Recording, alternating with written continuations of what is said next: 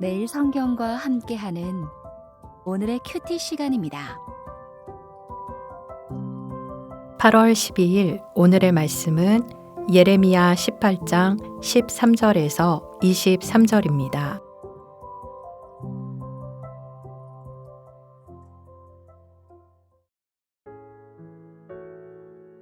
그러므로 여호와께서 이와 같이 말씀하시니라. 너희는 누가 이러한 일을 들었는지 여러 나라 가운데 물어보라. 처녀 이스라엘이 심히 가증한 일을 행하였도다.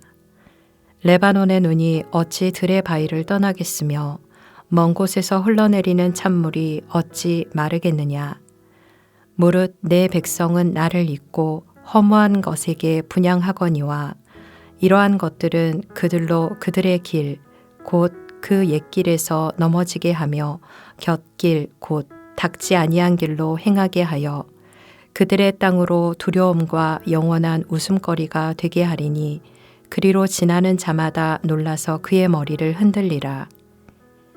내가 그들을 그들의 원수 앞에서 흩어버리기를 동풍으로 함같이 할 것이며 그들의 재난의 날에는 내가 그들에게 등을 보이고 얼굴을 보이지 아니하리라. 그들이 말하기를 오라 우리가 꾀를 내어 예레미야를 치자. 제사장에게서 율법이 지혜로운 자에게서 책략이 선지자에게서 말씀이 끊어지지 아니할 것이니 오라 우리가 혀로 그를 치고 그의 어떤 말에도 주의하지 말자 하나이다. 여호와여 나를 돌아보사 나와 더불어 다투는 그들의 목소리를 들어보옵소서. 어찌 악으로 선을 갚으리이까마는 그들이 나의 생명을 해하려고 구덩이를 팠나이다. 내가 주의 분노를 그들에게서 돌이키려 하고 주의 앞에 서서 그들을 위하여 유익한 말을 한 것을 기억하옵소서. 그러하온즉 그들의 자녀를 기근에 내어주시며 그들을 칼의 세력에 넘기시며 그들의 아내들은 자녀를 잃고 과부가 되며 그 장정은 죽음을 당하며 그 청년은 전장에서 칼을 맞게 하시며 주께서 군대로 갑자기 그들에게 이르게 하사 그들의 집에서 부르짖음이 들리게 하옵소서. 이는 그들이 나를 잡으려고 구덩이를 팠고 내 발을 빠뜨리려고 올무를 놓았음이니이다. 여호와여 그들이 나를 죽이려 하는 계략을 주께서 다 아시오니 그 악을 사하지 마옵시며 그들의 죄를 주의 목전에서 지우지 마시고 그들을 주 앞에 넘어지게 하시되 주께서 노하시는 때에 이같이 그들에게 행하옵소서 하니라. 종종 한 고집한다 하며 자신의 고집을 자랑스러워하는 사람들을 만납니다.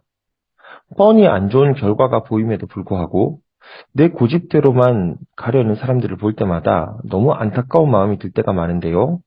예레미야 시대 유다의 상황도 마찬가지였던 것 같습니다. 창조주의 주권을 무시하고 어리석은 선택을 결심한 유다 백성의 완고한 고집에 대해 하나님은 계속 말씀하십니다. 너희의 길은 성공한 길이냐? 너희의 고집은 정말 너희에게 유익을 주느냐? 그들의 고집은 과연 정말 그들에게 그들이 원하는 것을 주게 했을까요? 먼저 13절에서 17절 말씀을 살펴봅시다. 이 말씀은 어리석은 길을 선택한 이스라엘의 결과에 대해서 말씀하고 있습니다. 하나님은 어제 말씀 12절에서 완악한 대로 행하리라 외쳤던 사람들이 다름 아닌 이스라엘의 백성이었음을 말씀합니다. 그것이 바로 13절에 나타나 있죠. 이들이 결정한 일은 정말로 가증한 일, 즉 역겨운 일이었다고 말씀하고 있습니다.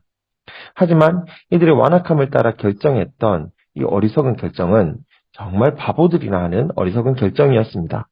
하나님은 이런 그들에 대해 아마도 헤르몬 산을 상징하는 레바논의 큰 산을 예를 들어 설명합니다. 이 산은 만년설을 가진 산입니다. 그리고 그 만년설에서 흘러나오는 찬물이 이스라엘 전체를 먹이는 젖줄이 되죠. 그래서 하나님은 이 배경 속에서 14절에 이렇게 묻습니다. 레바논의 눈이 없어진 적이 있더냐? 그 눈에서 나오는 찬물이 없어진 적이 있더냐?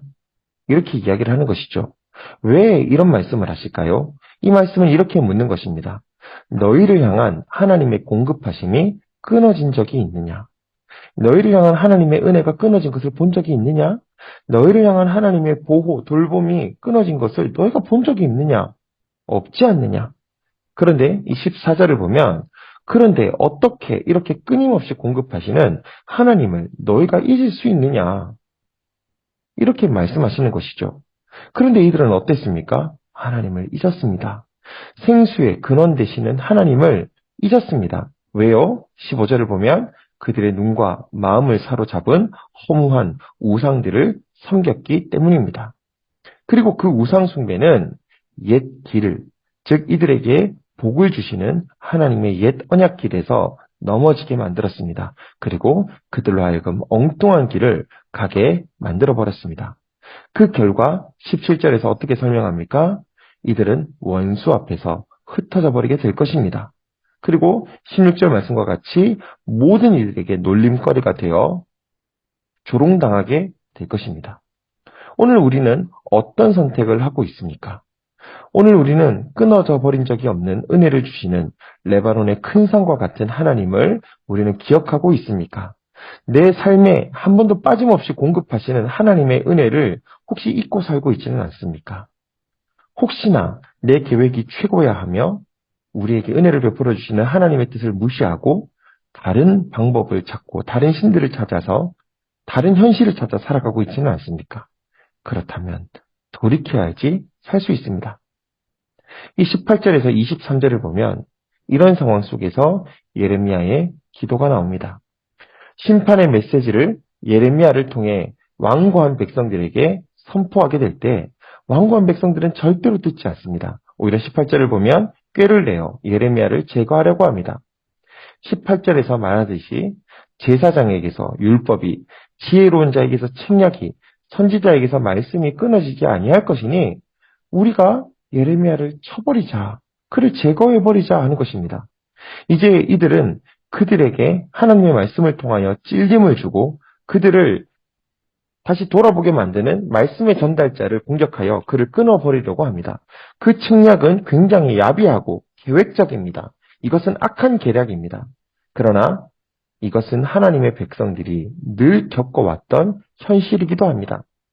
주님의 말씀을 가지고 시대를 꿰뚫어보며 복음을 전하는 자에게는 이렇게 늘 조직적이고도 계획적이고도 악한 계략들을 당하게 됩니다. 늘 이런 핍박들이 있습니다.